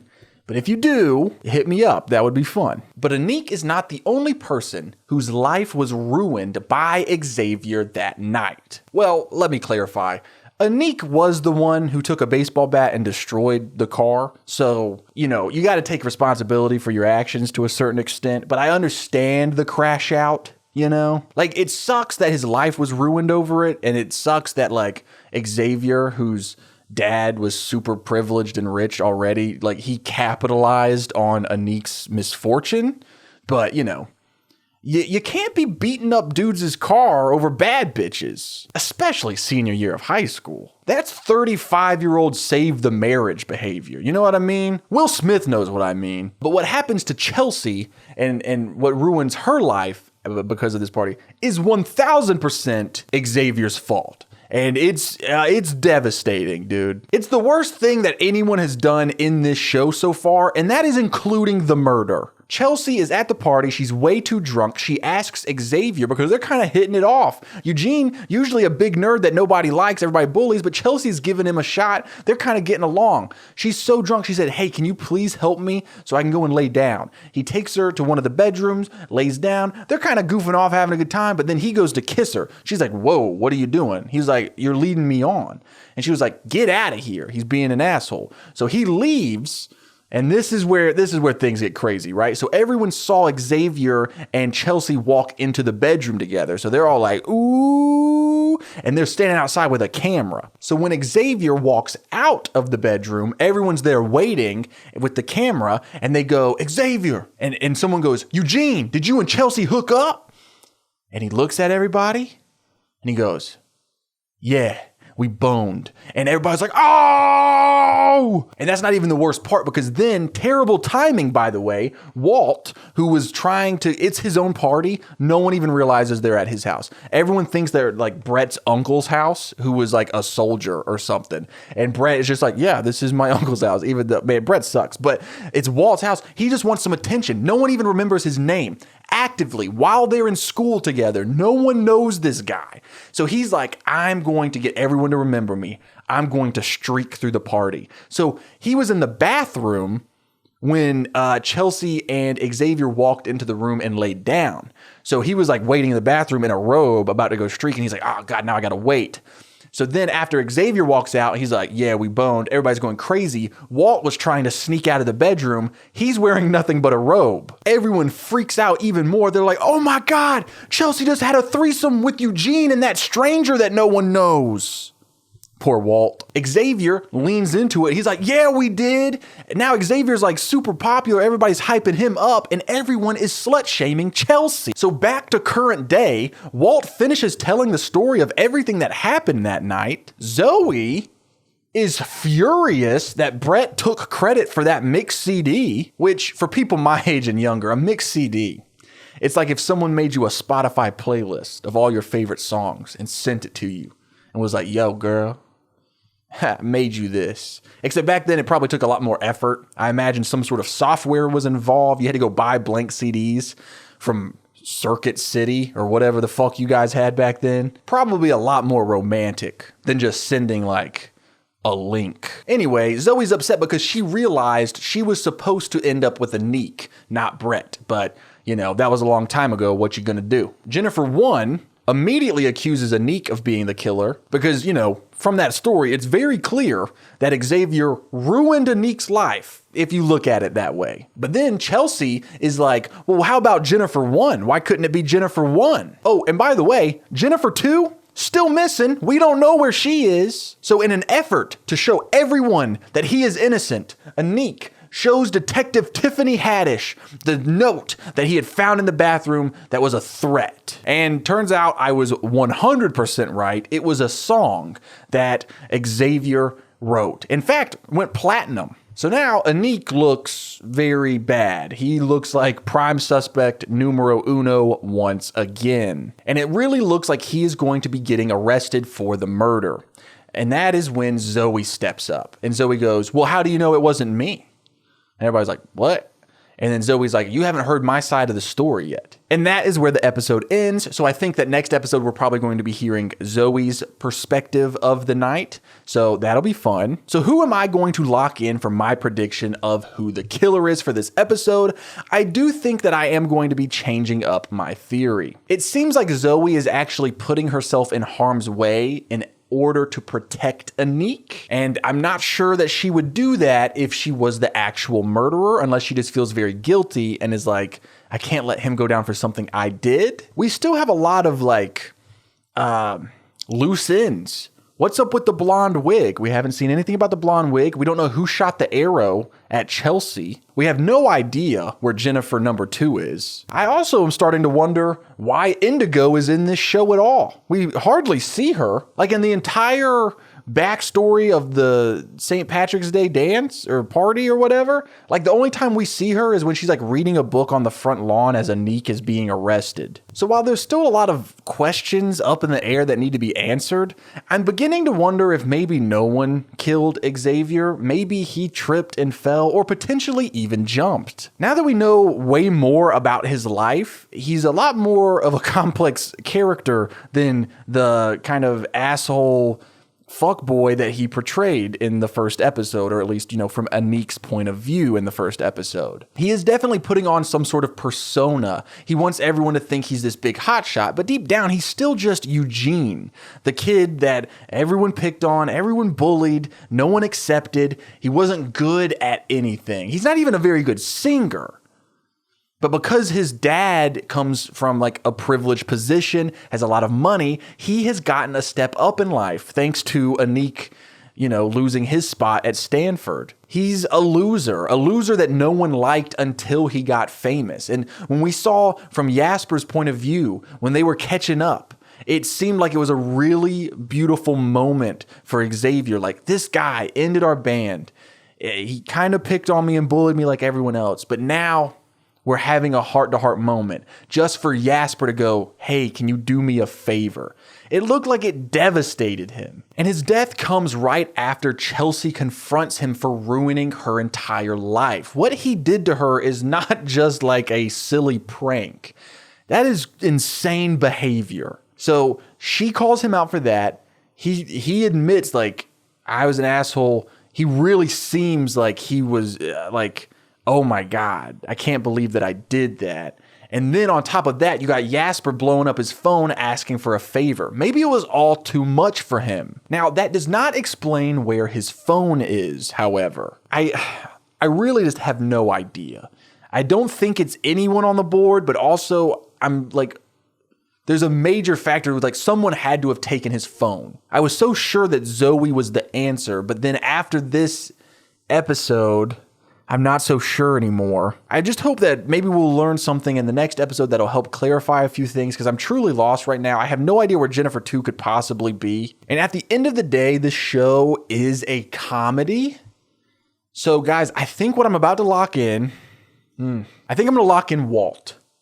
Because I could see it being really funny if after this is all said and done, they've got Walt in handcuffs, they're walking him out, and someone like Brett goes, "Who is that guy?" Walt sees everything. He's constantly in the background of every scene. He has a huge chip on his shoulder. No one remembers him. They didn't remember him back then. They don't remember him now. Maybe this was like just like how he wanted to streak at the St. Patrick's Day party to get attention. Maybe this was all an elaborate setup for him to be remembered. And you also have to remember that his telling of the St. Patrick's Day party could be just as biased as anyone else's point of view.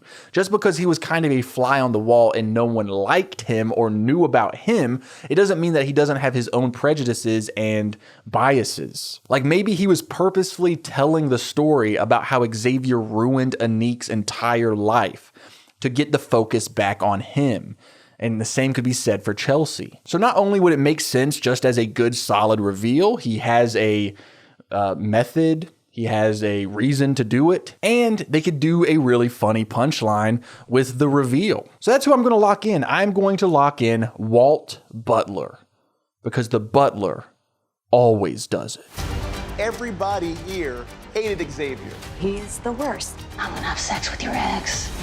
Dude, 6 years old. Daddy, I love him. Episode 6 is from the point of view of Zoe, except this time it's an animation. It's a cartoon version of all of the events of the evening. And to be completely honest, most of what Zoe says about the night is very similar to what we've seen previously. Like, we don't really get too much information that helps us with the mystery. We don't get extra information, but we do get little things here and there. Like Xavier offered Zoe the job of designing his new album cover. Because remember, Zoe, she is an art teacher. Well, she was, and then she became the vice principal of the school. But back in high school, like, she was an artist, right? And her true passion is still art. But then Xavier is like, man, I don't care about that art. I was just trying to convince you to get up in my bedroom, girl. So she, like everyone else, hates Xavier. I will say this though, even though his asking her to do the album art was just a ploy to get her to come up to his bedroom, I do believe that it's a real offer. Like, I think he just doesn't really care, but he's like, yeah, for sure, do my new album art. So it would be kind of detrimental to her own art career to not do that, to not do the album cover. So by killing him, she would lose out on that opportunity. But then Zoe brings up another thing that makes me suspicious of her once again. Throughout the episode, we see through animation different versions of Zoe. We see the mature, older Zoe. Then we see young, wild, fun Zoe. And then she says that she has a tiny rage version of herself that comes out when provoked. Well, maybe Xavier provoked her and she pushed him off a balcony. I don't know. I don't really think she's the killer anymore. Like, this whole episode is less about the mystery and more about Zoe's feelings and who Zoe is as a character and her arc, which leads me to believe that her job as a character in this show is to play half of the romantic storyline that is going on between her and Anik.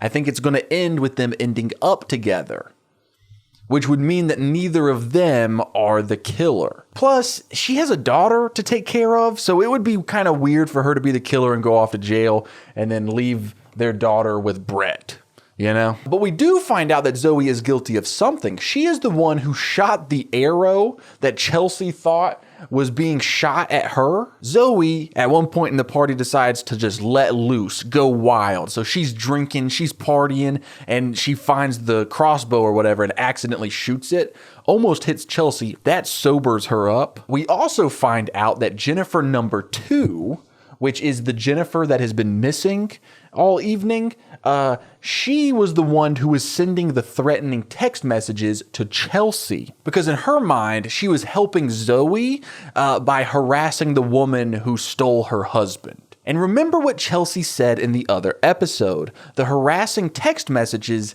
stopped at the exact same time that Xavier died, which means that Chelsea number 2 disappeared at the same time that Xavier died. So that could mean one of many things, right? Maybe Jennifer 2 was with Xavier when he died because she is the one who did it. She could have been with Xavier when he died and they fell together and we just haven't been able to find her body. Or she was with Xavier when he died, and in order to cover up the crime, the killer had to get rid of Jennifer 2 somehow.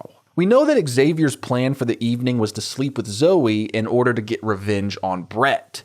However, his original plan for the evening, which he says in one of the episodes, was he was going to try to convince the 2 Jennifers to cheat on their husbands with him. So maybe he was about to hook up with Jennifer number 2, and that's when the killer came in and killed him. But then we still don't have an answer to the blonde wig, and we don't know what happened to Xavier's cell phone. We know that Jasper received a text message from Xavier 15 minutes before he died. So what we need to figure out, was Xavier's phone taken or stolen or lost or something before that text was sent to Jasper or after that text was sent to Jasper?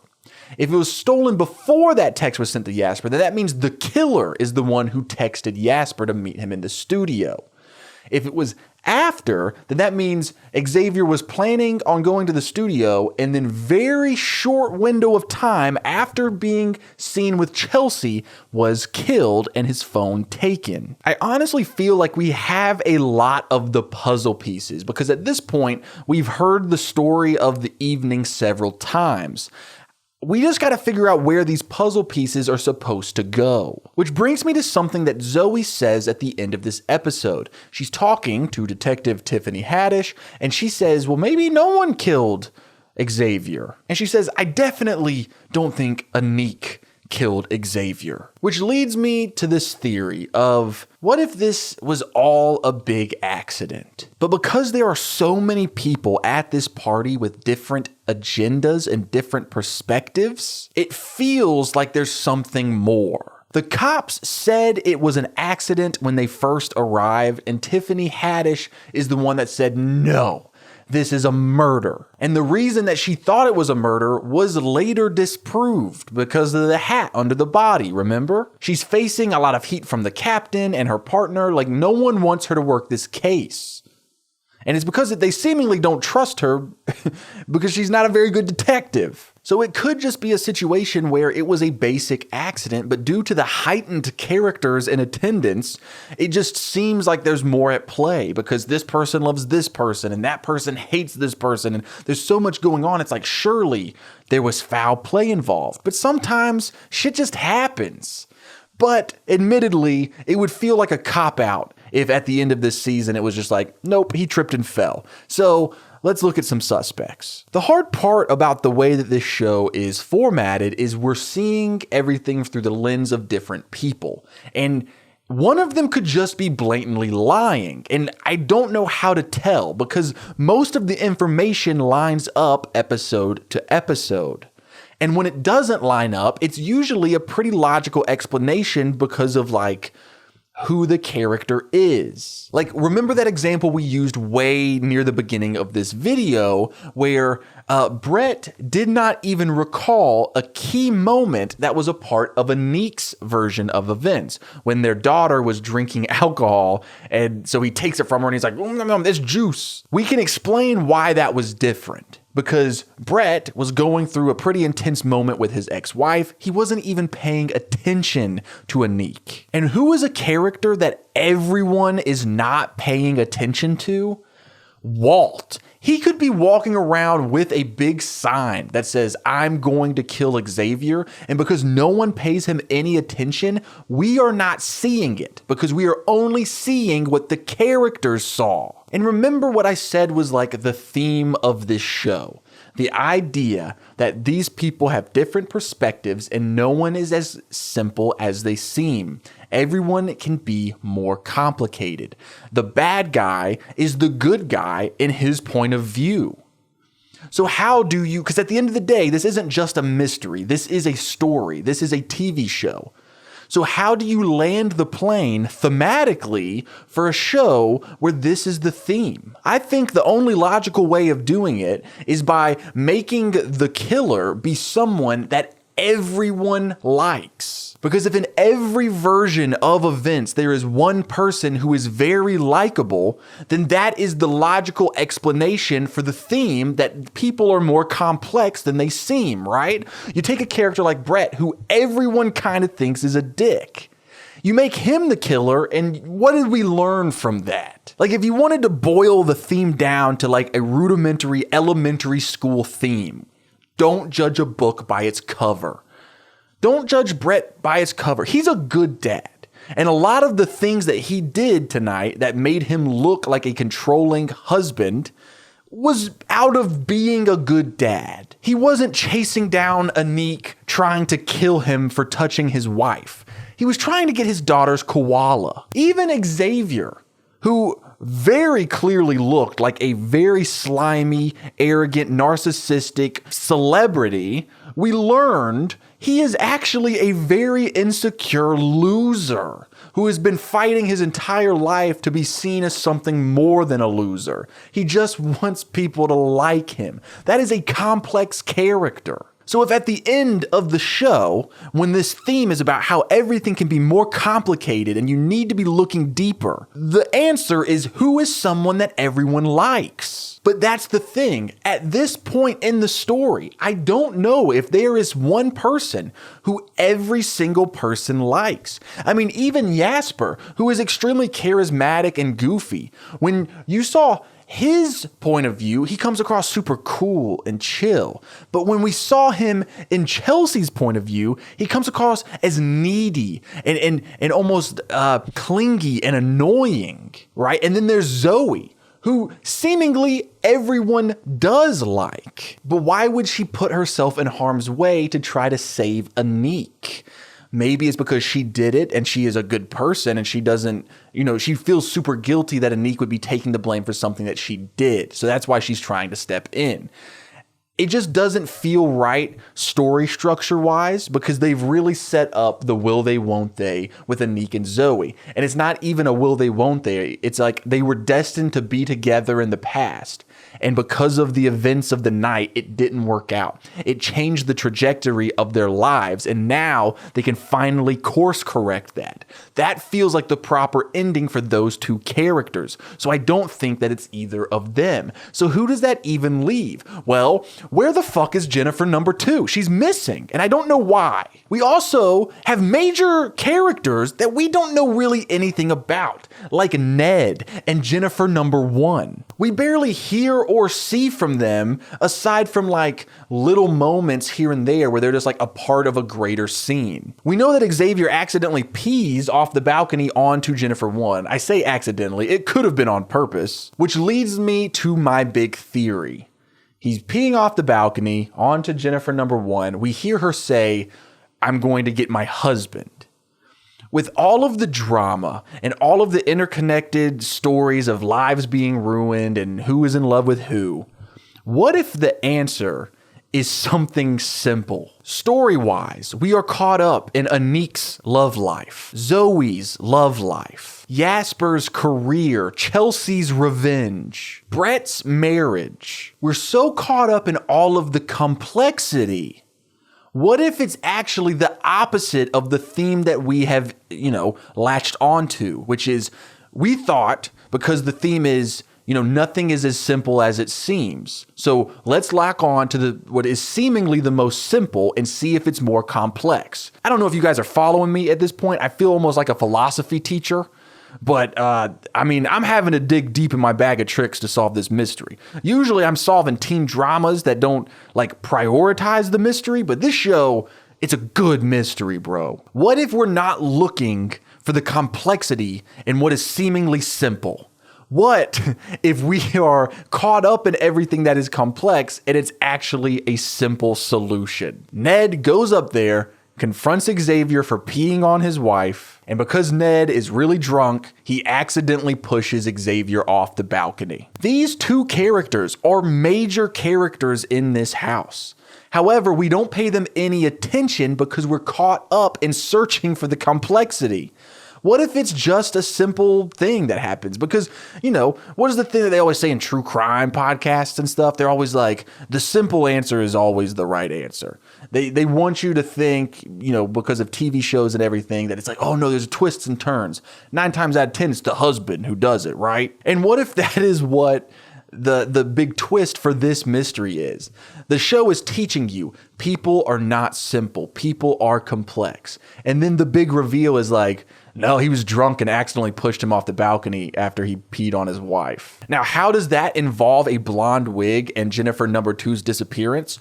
I have no idea. But a lot of the reveals that we have gotten so far about these quote unquote clues have kind of been simple answers. Why was there shrimp near the body? Oh, well, Brett pushed over a neek and some shrimp fell off. Why was the hat under the body? Oh, Brett threw the hat off the balcony. Why did he smell like ginger ale and whiskey? Well, that's because Chelsea had handed him a flask that had it in it and he poured it out over the balcony.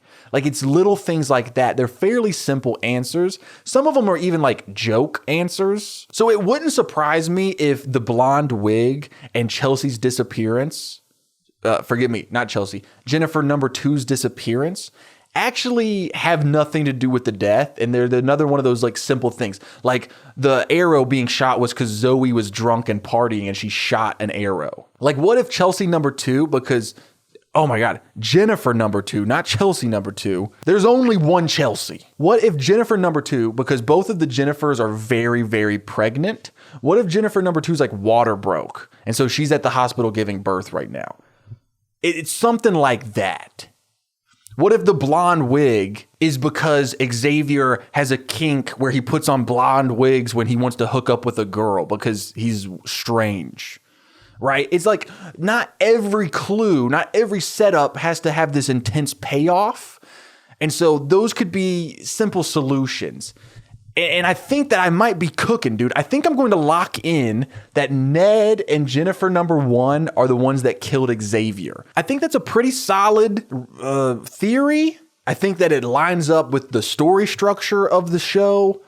And also, I'm running out of ideas. So let's go. That's what I'm locking in. Let's go watch episode 7. Everyone seems to think you did it. Everyone. It's all anyone's talking about. Sorry, you're you. That's not fun.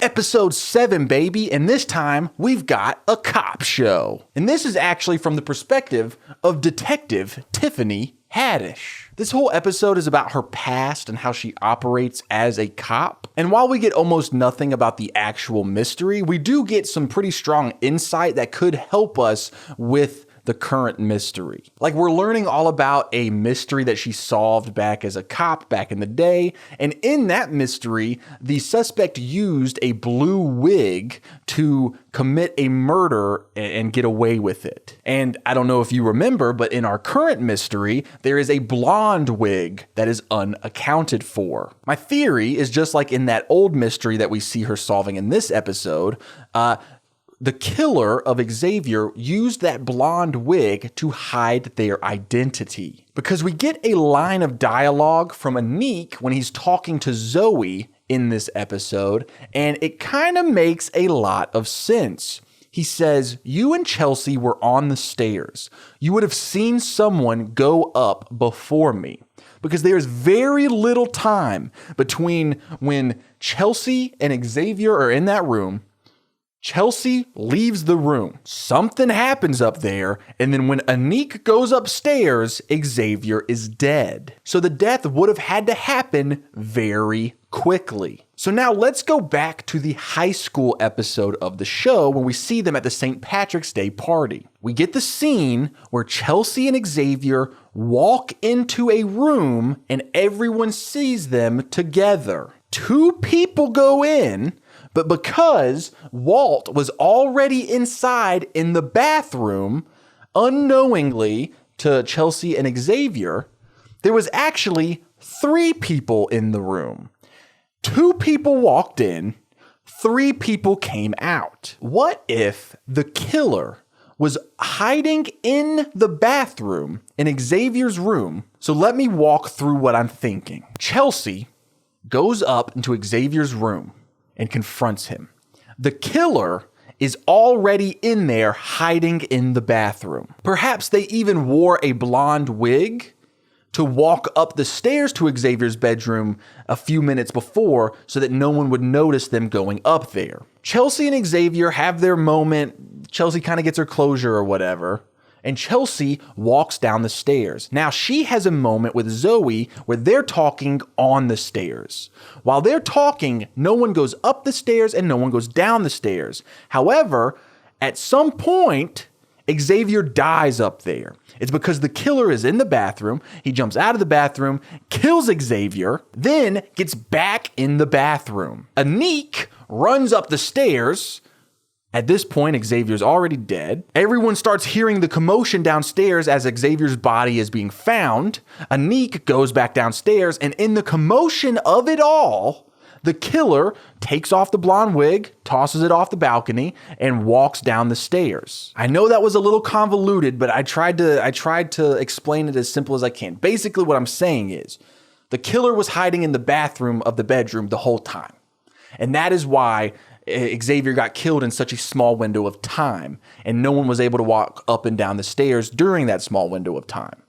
So, in order to find the killer, who was standing near Anik when he woke up from being blacked out and runs up the stairs, right? Because if our theory is correct, which we don't know if it is, but if it is correct, then the killer would not be standing near Anik when he woke up. They would be upstairs hiding in the bathroom. And I had it written in my notes that Jasper, Zoe, and Chelsea are all standing there when Anik wakes up, which would mean that those 3 physically could not be up hiding in the bathroom. Plus, we know that Brett was currently running around with his daughter trying to get her in the car when this would have happened. So I don't think it's him. That leaves us with just a few suspects. Walt, the 2 Jennifers, Ned, and I think that's it, because Indigo, we see her follow Anik up the stairs.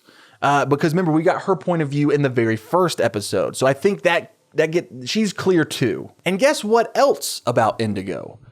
She's the only blonde character in the show. Perhaps the killer was wearing a blonde wig and was dressed up as Indigo when they made their way up the stairs into Xavier's bedroom, who knows, half an hour maybe before he actually died. That's how they were able to go up the stairs unnoticed.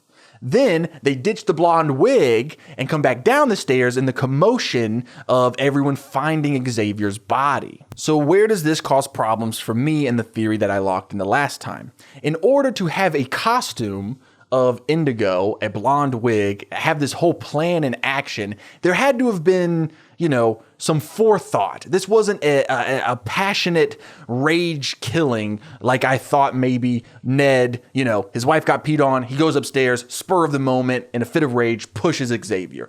This is a planned out killing. So that just means that I'm right back where I started. I have no idea who it is. Unless, of course, it's just Jennifer too, and she killed him and then ran away, and that's why she's missing.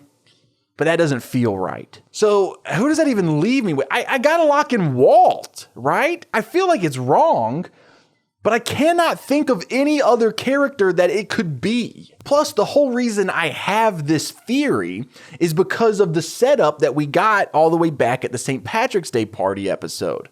Walt was hiding in the bathroom about to streak, and because of that, when he walked out of the room, it was the appearance that there was 3 people there all along, right? So what if it's just that again? The show showed us exactly how it was done in that high school themed episode.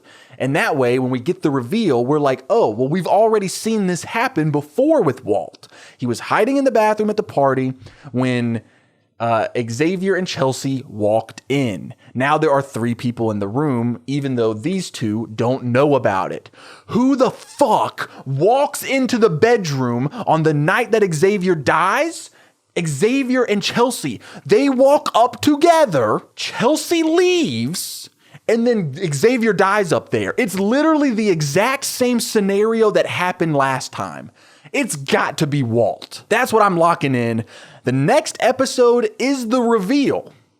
So that means this is our last shot at getting it right. I've locked in Walt. I feel good about it. Let's go watch episode 8 and find out if we got it right. Any one of us could snap. What? Who? Whoa! You want to confess to a murder? Because we need to know who killed him tonight. Bam. Everybody seems to be hiding something. What is going on? We're done here. Yeah, but you didn't even know that was fake, and you straight up just chopped off his head. Remember that.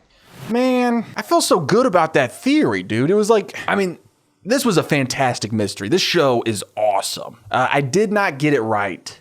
I missed one key detail, and I'm really kicking myself. So, turns out Jasper was the killer. It was everything that we had kind of brought up at points where he was just super jealous that Xavier got all of the success and fame that he wanted. But I said almost immediately, well, it's not going to be Jasper, because why would he kill the person who is going to bless his track and like kickstart his music career? It never occurred to me that Jasper was lying about Xavier saying that he would do the feature on the song. In fact, we find out that at the reunion, Jasper and Xavier don't have this fun catching up moment at all. Xavier tells Jasper that he would never bless anything of his because he broke up the band, he called him a loser, he's never getting anything from him. And I guess I just immediately believed that because we do see the text messages, right? We do see the text where Xavier was like, you know, I'll meet me in the studio in 15. There's a work in progress track. He names the track number and he says it was inspired by you. And it was the name of the song was a part of Jasper's philosophy. And that was information that I was like, I don't know. I just trusted it and I shouldn't have trusted it. But of course, Jasper is the one that sent that text because he has Xavier's phone, which we knew that Xavier's phone was missing. So I don't even... God, dude. Another reason that I didn't suspect Jasper is because I was almost positive I saw Jasper standing with Anique when Anique woke up and ran up the stairs to confront Xavier. Well, I was kind of right and I was kind of wrong. I was very right about one major element. Remember in the last part, the whole reason I accused Walt was because of the hiding in the bathroom, 2 people go in, 3 people come out. Well, I nailed it, except Xavier's bedroom doesn't have a bathroom, but it does have a closet. Jasper was hiding in the closet. It was exactly like I said. These 2 walked up. He's hiding in the closet.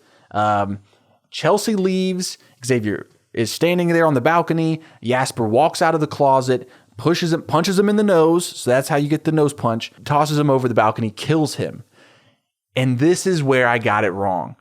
I said in the commotion of them finding Xavier's body, the killer snuck back down the stairs.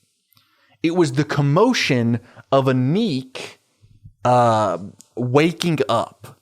When Anique woke up and started making a scene about how he was going to confront Xavier, Jasper dropped from the one balcony onto the lower level. And I guess my brain subconsciously saw him coming from outside and the opposite side of the staircase.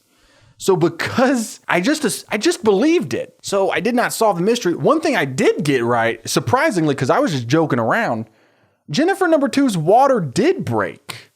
And she is at the hospital giving birth. Pretty crazy. I nailed that of everything. Oh, but I didn't figure out the blonde wig. The blonde wig was just Brett and Zoe's daughter put on a blonde wig as she's running through the house and then tossed it over the balcony at some point. So it didn't really matter. Yeah, I don't know why I'm defending myself so much, but the last thing that like, I didn't think it was Jasper, because in my mind, which is dumb of me because that's not what I saw. In my mind, it was like, why would Jasper kill Xavier? He needs Xavier to sing on the song with him. But he literally listens to the work in progress track, and Xavier's part is already done, which means that Jasper would just need to add his part. So he doesn't need Xavier alive. In fact, him being dead, he could put out his first song posthumously, and it's almost like a Tupac situation is what they say in the show, where it's like, there's going to be so much publicity because Xavier's dead, and now Jasper just put out a new song featuring Xavier. Dude, this show was awesome. I had an absolutely, I just had a blast trying to solve this mystery. It was so much fun. It was so well done. There is a season 2 of the Afterparty, so if this video does well enough, I'm definitely going to do a video trying to solve the Afterparty season 2. I would like to thank Squarespace once again for sponsoring this video. Hey, all of you follow me on Instagram. All right, we're done here.